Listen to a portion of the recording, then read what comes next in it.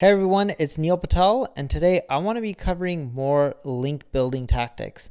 I know the last lesson in Content Marketing Unlocked, we talked about promotion and we skimmed over link building and we didn't go into it too in depth, and that's because I wanted to have a whole lesson on different link building tactics. Link building is super important because without links, what you'll find is you won't rank that highly on Google. So it is one of the key necessary things that you have to do if you want the best rankings. I've built links to many sites over the years. Here's some campaigns on neilpatel.com for some of my websites. As you can see, super effective, works, provide results, and if you keep doing it for years and years, you can really do extremely well. Quick case study for you, Credit Karma, nearly $1 billion in unaudited revenue in the calendar year of 2019, up 20% from the previous year. I wish I had more current numbers for them, but I don't. They're very competitive vertical. Intuit acquired them for $7.1 billion in stock and cash, a bit of both. And when you look at Credit Karma, overall, their traffic continually is high. But what makes them super powerful is all those backlinks. Like, look at that, over 600,000 backlinks. And again, those backlinks come from a handful of referring domain names, 17,000. But it's been super effective, and that's what's producing the results. And if you want to know what backlink count you have, you can look at or go to neilpatel.com/backlinks and put in your URL, and you'll be able to see your backlinks. If you want to put in your traffic, just go to Ubersuggest, put in your URL, and you'll see your traffic over time. If you don't see it starting off, but you can always type in a competitor and see their data too, just like Credit Karma. Trust me, links are really important, and it is the key for long-term rankings. So what is link building? Link building is about acquiring new inbound links to a website from external websites. In essence, it's a way to build your brand, build your referring traffic. You're getting other websites to link to yours, which really boosts rankings, and it's what Google loves, and that's a huge part of the algorithm. So let's go over the link building process.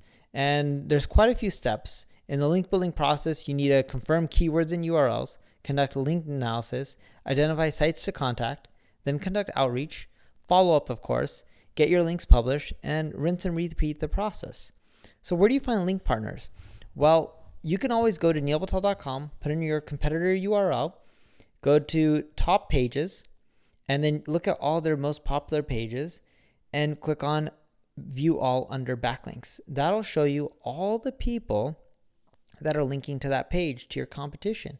If you have something similar to them, similar type of content, or if you don't, you can always write it, create it, build it. You can hit up all those sites and try to get them to link to you as well, because if someone links to your competition, why wouldn't they link to you as well? And then when you have that list, you want to build an outreach list. You can also use the backlinks report on neilpatel.com, put in any competitor URL or page, and you can see who's linking to it, create a list, and that'll help you build that list that you need. Then you want to, of course, look for the do follow links. See, if you look at that backlinks report, there's no follow and do follow.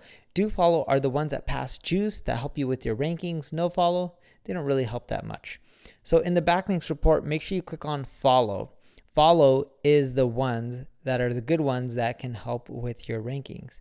And you want to make sure you reach out to those sites and not really the ones that have no follows.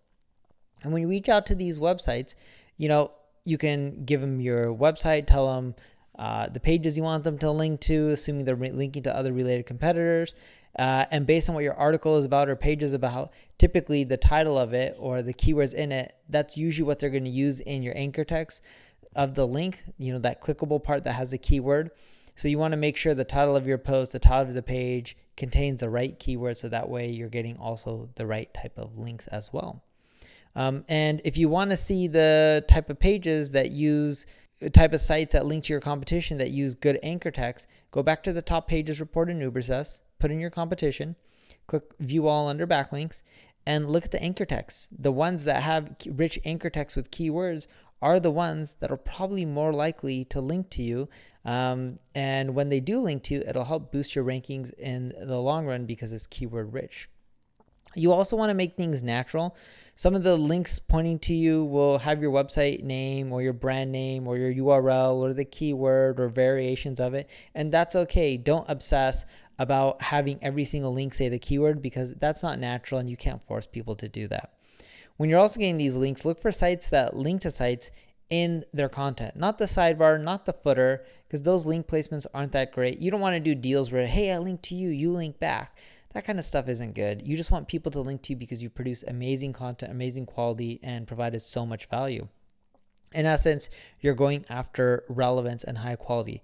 See, search engines consider links not just, hey, is it in your content? Does it have the right keyword in the link text, the anchor text? What's the type of site linking to you? Does it have a high domain score? If you're not sure of the domain score, you can put that URL into Ubersuggest and it'll tell you the domain score from 0 to 100. The higher the number, the better. Does the site have a high domain score? Is that site related to yours?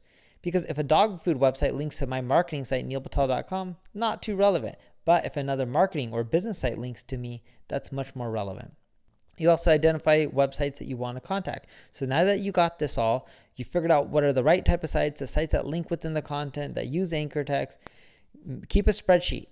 And when you keep it, you can use whois.net or GoDaddy Whois, find out who owns these sites or their contact page, or any information that you can find from tools like hunter.io. Organize all this in a spreadsheet so that way you can do outreach and you can hit up those websites and you can send multiple emails and follow-ups and try to convince them to link to you. And that really comes down to the type of content you have. If you have shitty content, they're not really going to link to you that much. If you have great content, they're more likely to link to you. You can use tools like Mailchimp or Ninja Outreach or BuzzStream or Pitchbox to help you with this whole process as well. One thing I found is when you use amazing subject lines like someone's first name, I think I'm in love with you. I found that to work well. Not as well as it used to though, because a lot of people are copying me on that one. Now even more people are going to copy me on that one. But anything that's relevant, that's very direct, that is going to want to cause someone to open it, it can end up working out quite well. I also like customizing everything, even if you're using a template, by putting in their name, their website URL. Here's one of the emails that I use that you can end up copying. And it works well because you're not telling them that you're in love with them, you're in love with their website. And you're not trying to be creepy, and then you're breaking down why they should link to you. And I found that this works out really well. You can set up Mailchimp, check it out. It's a really fun, easy to use app. We use it all the time. We love it. And the reason being is it allows you to scale up your link building process really quickly. So once you set up Mailchimp, if you want to set it up, just click the plus button on the bottom right. And then you're off to the races. Create your CSV file with the email column name, and then start doing the outreach and follow the steps to find your email, define your name fields when you're uploading your CSV file, because it'll ask you which category, which side of, or row or column is more so the names, which one is the email, and you just want to upload it correctly. And then once you do, you can plug in your template. And then once you plug in your template, it can quickly adjust everything based on the person's name. And then boom, it'll start sending out emails, and it starts sending them out in mass quantity. And it even starts following up with people if they don't open up the email or respond back. So when you're doing this process, make your emails relevant. Don't just blast out people in quantity. Quality really does matter. Roughly 5 to 10% of the people that you email should link to you, and don't pay for links. It's too risky. It's frowned upon. Don't break the rules. You can also use broken link building. Here's a template that I use, and you can just copy it. You can pause the video here and just copy it. Here's follow-up message templates that I use. I'm not going to go and bore you to death and read it line by line, but you can just follow it, pause the video here, capture it, and just make sure you use it. Or, of course, you can just go to neilpatel.com/training and click on Content Marketing Unlocked, Week 3, Video 2. Underneath there, you'll find the link building templates. You can just copy them, or, as I mentioned, you can just pause the video and capture it line by line. Now, pages that you want to build links to. Pillar and cluster pages really help. Key landing pages, conversion pages, all this stuff really helps. You want to remember, it's all about relevancy, relevancy, relevancy. If you have persuasive emails to relevant websites, you can get links, and you just do this over time, and you'll find that your links will just continually rise and grow over time, as well as your rankings too. Because in general, it takes a while to rank. You're not going to end up ranking right away. And as you can see from Moz is a marketing company, and they did research. It takes around 10 weeks to improve rankings once you start building links. So it takes a little time, and you need to be patient. And how long does it take time to do the work? Well, an agency can typically ramp up within 4 to 16 weeks. In-house link builder will take at least 4 weeks. Strategy concepts could take another 4 weeks. Link prospecting could take 4 to 12 weeks. link execution, somewhere around there as well, 2 to 4 weeks. In general, agency is going to be the quickest, but hey, if you're strapped for money or budget, you can end up doing a lot of it in-house. So action items for you: download their 18 link building outreach templates and download your technical outreach SOP. You can all find this at neilpatel.com/training. And if you have any questions, feel free to leave a comment, share the video, like it, tell other people about it. If you need help, you can always check out my ad agency, Neil Patel Digital, and make sure you build a diverse link portfolio. Thank you very much.